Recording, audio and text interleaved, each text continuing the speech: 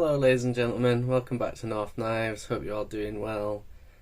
This is part 6 of my kitchen axe build, and today we're going to be doing a little bit of shaping on the handle of the axe before we remove said handle and start getting back to square one so we can carry on with this knife. Okay, let's get into it. Okay, so I've ground the profile out, and at this stage this is not going to be an exercise in perfection. You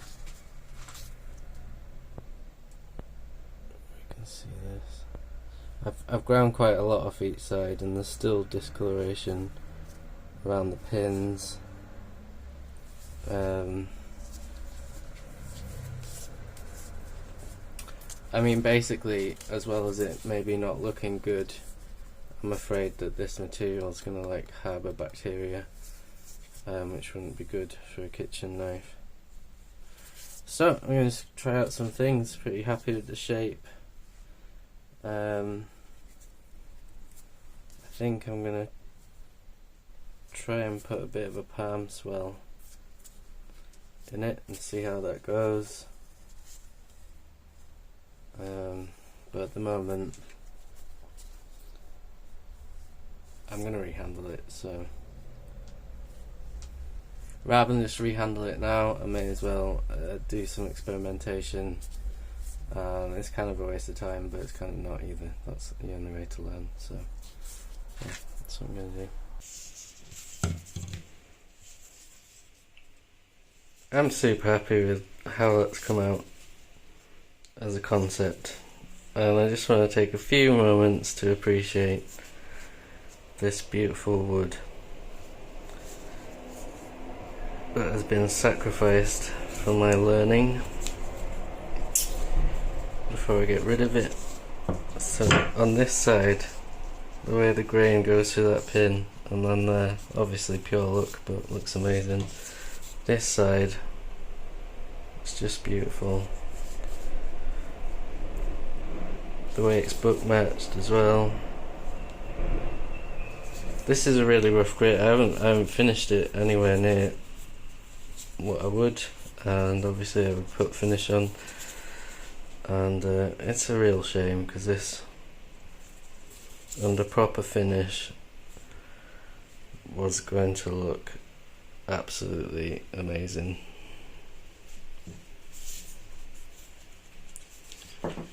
Anyway,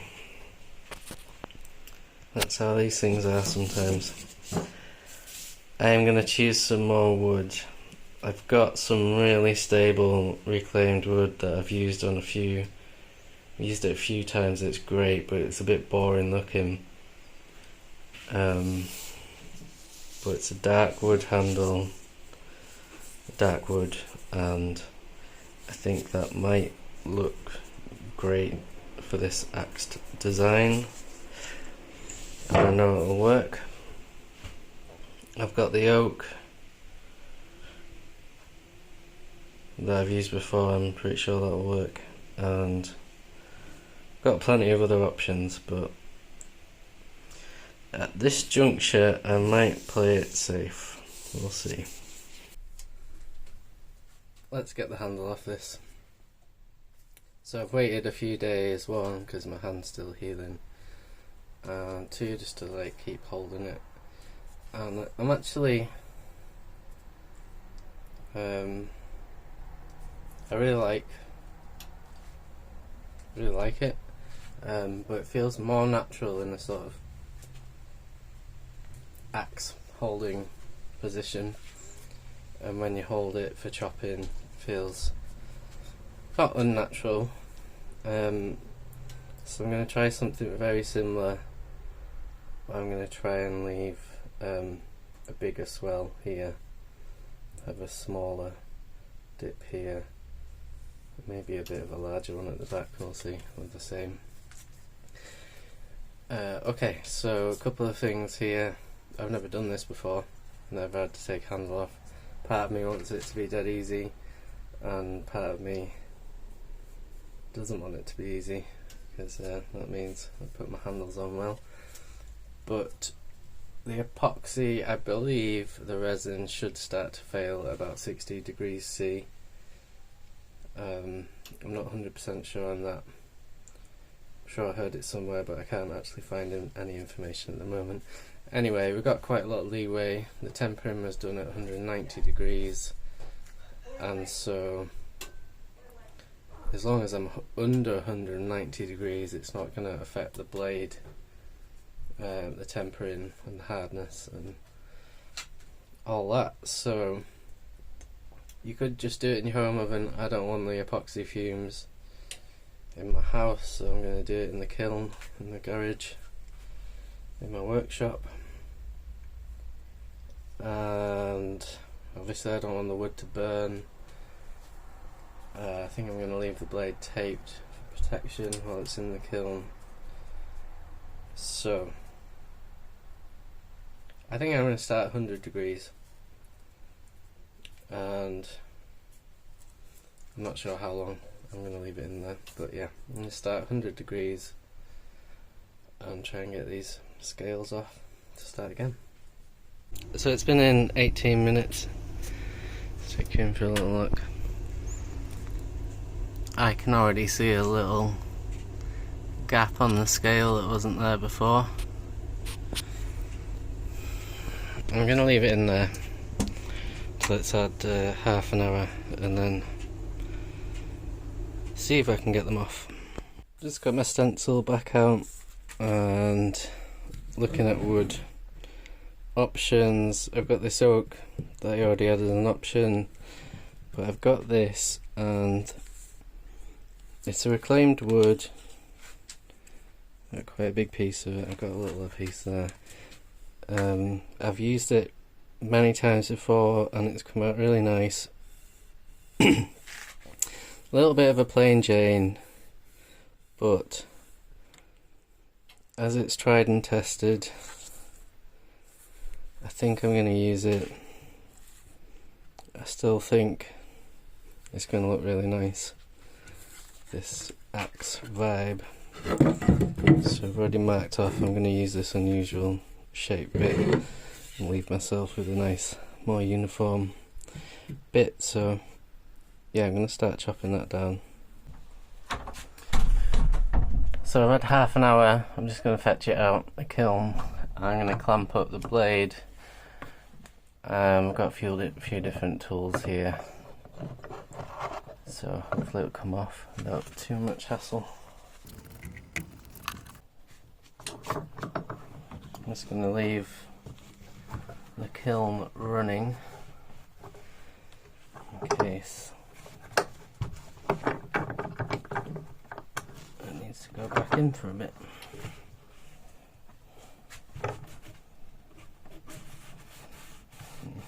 It still seems like it's on pretty firmly.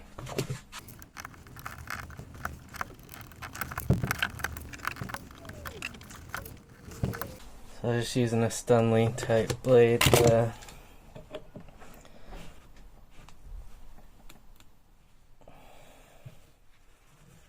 Let's see if I can get... Oh, yeah. Oh shit. Okay, so I just broke a bit of it off. Just not what I want to do, ideally.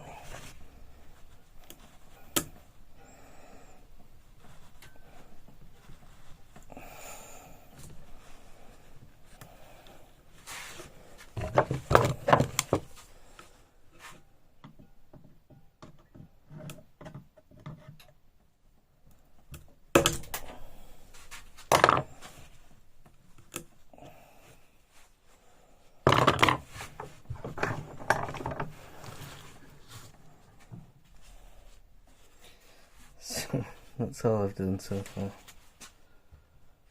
It's on pretty good.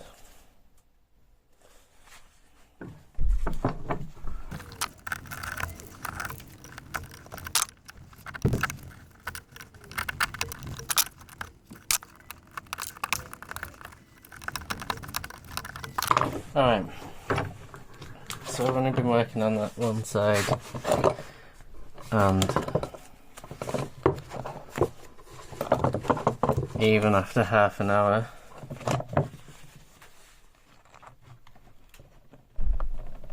At 100 degrees, the glue is still stronger than the wood. You know, the 100 degrees for half an hour may have made the wood more brittle as well, but it wasn't, I don't think, the strongest, hardest wood. Anyway, so I'm just going to put that back in the kiln and see if it gets any easier. Okay. This time I put the temperature up a bit, so I put it up to 125 degrees, still way under 190, and yeah, I'm going to carry on working on that same side, hopefully with a bit more luck. I'll just fetch it.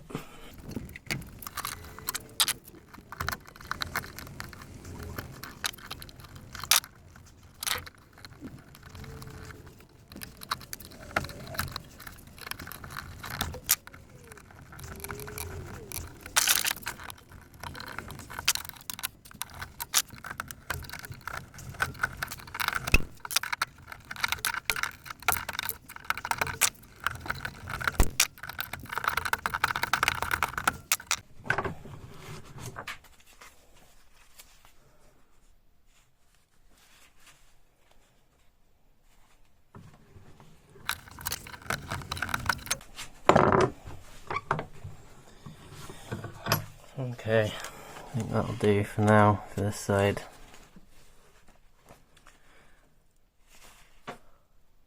Oh, it wasn't very easy, and I'm actually super happy about that. Right, let's put this back in the kiln and we'll go to the other side.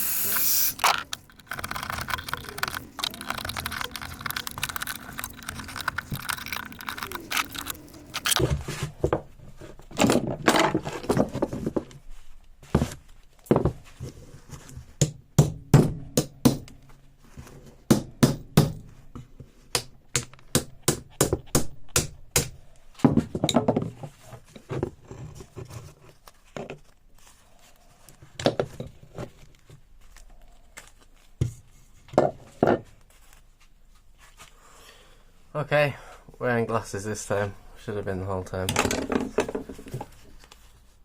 That one was a lot easier.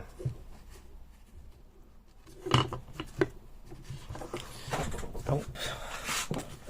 So you can see the pockets of glue that are formed where I put little holes in, and also the pockets of glue. That's a huge one. They'll come out the hole in the tang. These ones have stayed. Oh, that popped out. I was going to say I could drill them out. That's popped out pretty easy.